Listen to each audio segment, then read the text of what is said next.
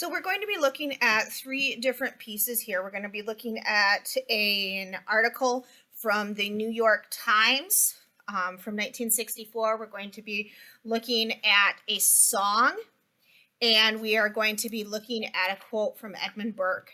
And I want you to compare and contrast these.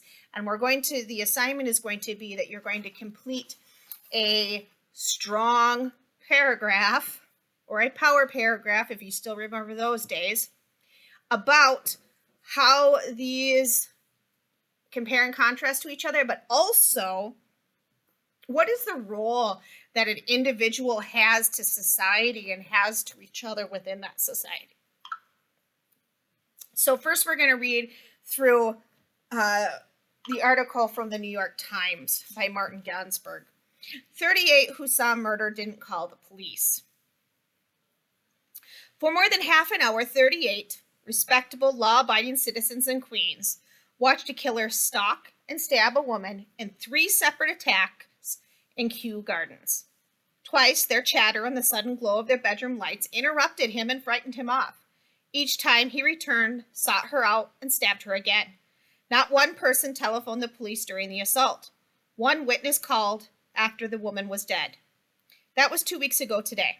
Still shocked is Assistant Chief Inspector Frederick M. Lusson, in charge of the borough's detectives and a veteran of 25 years of homicide investigations. He can give a matter-of-fact recitation on many murders, but the Kew Gardens slaying baffles him, not because it is a murder, but because the good people failed to call the police. As we have reconstructed the crime, he said, the assailant had 3 chances to kill this woman during a 35-minute period. He returned twice to complete the job. If we had been called when he first attacked, the woman might not be dead now. This is what the police say happened at 3:20 a.m. in the staid, middle-class, tree-lined Austin Street area. 38-year-old Catherine Genovese, who was called Kitty by almost everyone in the neighborhood, was returning home from her job as a manager of a bar in Hollis. She parked her red Fiat in a lot adjacent to the Kew Gardens Long Island Railroad station, facing Mowbray Place. Like many residents of the neighborhood, she had parked there day after day since her arrival from Connecticut a year ago, although the railroad frowns on the practice. She turned off the lights of her car, locked the door, and started to walk the 100 feet to the entrance of her apartment at 8270 Austin Street, which is in a 2-door building, with stores in the first floor and apartments on the second. The entrance to the apartment is the rear of the building because the front is rented to retail stores. At night, the quiet neighborhood is shrouded in the slumbering darkness that marks most residential areas. Miss Genovese noticed a man at the far end of the lot, near a 7-story apartment house at 8240 Austin Street. She halted. Then nervously, she headed up Austin Street toward Lefferts Boulevard, where there is a call box to the 122nd Police Precinct in nearby Richmond Hill. She got as far as a street light in front of a bookstore before the man grabbed her. She screamed. Lights went on in the 10-story apartment house at 8267 Austin Street, which faces the bookstore. Windows slid open and voices punctuated the early morning stillness. Miss Genovese screamed, "Oh my God! He stabbed me! Please help me! Please help me!" From one of the upper windows in the apartment house, a man called down, "Let that girl alone!" The assailant looked up at him, shrugged, and walked down Austin Street toward a white sedan parked a short distance away. Miss Genovese struggled to her feet. Lights went out. The killer returned to Miss Genovese, now trying to make her way around the side of the building by the parking lot to get to her apartment. The assailant stabbed her again. "I'm dying," she shrieked. "I'm dying." Windows were opened again, and lights went on in many apartments. The assailant got into his car and drove away. Miss Genovese staggered to her feet. A city bus, 0 to 10, the Lefferts Boulevard line to Kennedy International Airport passed. It was 3:35 a.m. The assailant returned. By then, Miss Genovese had crawled to the back of the building where the freshly painted brown doors to the apartment house held out hope for safety. The killer tried the first door. She wasn't there. At the second door, 8262 Austin Street, he saw her slumped on the floor at the foot of the stairs. He stabbed her a third time, fatally. It was 3:50 by the time the police received their first call from a man who was a neighbor of Miss Genovese. In 2 minutes, they were at the scene. The neighbor, a 70-year-old woman, and another woman were the only persons on the street. Nobody else came forward. The man explained that he had called the police after much deliberation. He had phoned a friend in Nassau County for advice, and then he crossed the roof of the building to the apartment of the elderly woman to get her to make the call. I didn't want to get involved, he sheepishly told police. 6 days later, the police arrested Winston Mosley, a 29-year-old business machine operator, and charged him with homicide. Mosley had no previous record. He is married, has 2 children, and owns a home at 13319 Sutter Avenue, South Ozone Park, Queens. On Wednesday, a court committed him to Kings County Hospital for psychiatric observation. When questioned by the police, Mosley also said he had slain Mrs. Annie Mae Johnson, 24, of 14612 133rd Avenue, Jamaica, on February 29th, and Barbara Kralik, 15, of 17417 140th Avenue, Springfield Gardens, last July. In the Kralik case, the police are holding Alvin L. Mitchell, who is said to have confessed to that slaying. The police stressed how simple it would have been to have gotten in touch with them. A phone call, said one of the detectives, would have done it. The police may be reached by dialing 0 for operator or SP ring 73100. Today, witnesses from the neighborhood, which is made up of one-family homes in the 35,000 to 60,000 range, with the exception of the 2 apartment houses near the railroad station, find it difficult to explain why they didn't call the police. A housewife, knowingly, if quite casually, said, "We thought it was a lover's quarrel." A husband and wife both said, "Frankly, we were afraid." They seemed aware of the fact that events might have been different. A distraught woman, wiping her hands in her apron, said, "I didn't want my husband to get involved." One couple, now willing to talk about that night, said they heard the first screams. The husband looked thoughtfully at the bookstore where the killer first grabbed Miss Genovese. "We went to the window to see what was happening," he said, "but the light from my bedroom made it difficult to see the street."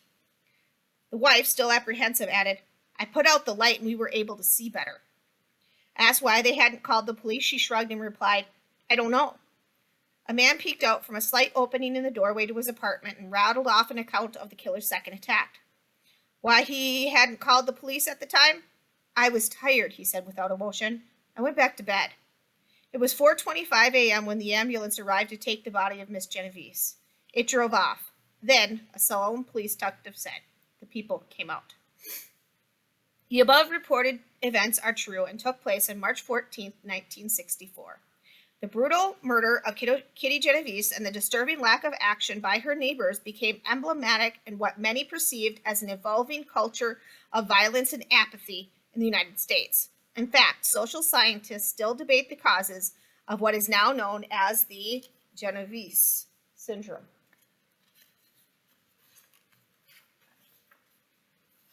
Now I'm going to have you follow along with this. This is a song, and then you're going to be listening to this after I do the next page. So here's the last page, and this is the last thing that you're going to be comparing and contrasting here. So this is the quote from Edmund Burke. "The only thing necessary for the triumph of evil is for good men to do nothing." So your assignment is you're to compare and contrast all 3 of these pieces in a strong paragraph, 8 to 10 sentences. It should include what is the duty of a person to other people and society as a whole. One way that makes this easier, I know a lot of people like visuals, so I'm going to turn this to the side here, and you can use this part of the page to do this if you so wish, is you need to create a more complicated diagram where you take, instead of just 2, you're going to have 3. Okay, so you have New York Times article,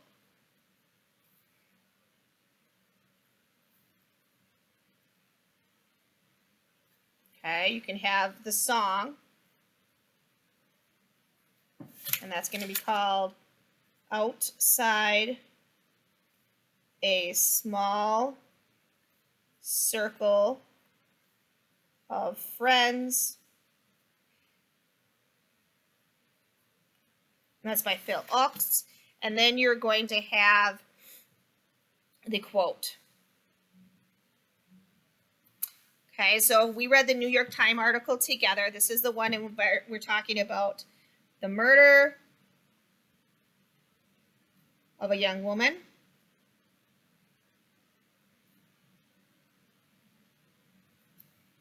Neighbors saw but did not intervene. Okay, and then you might compare, okay, this part here and this part here means you're going to be comparing, okay, if we call that 1, we call that 2, and we call that 3. This would be the comparison of 1 and 3. This would be the comparison here of 2 and 3. This would be the comparison here of 1 and 2.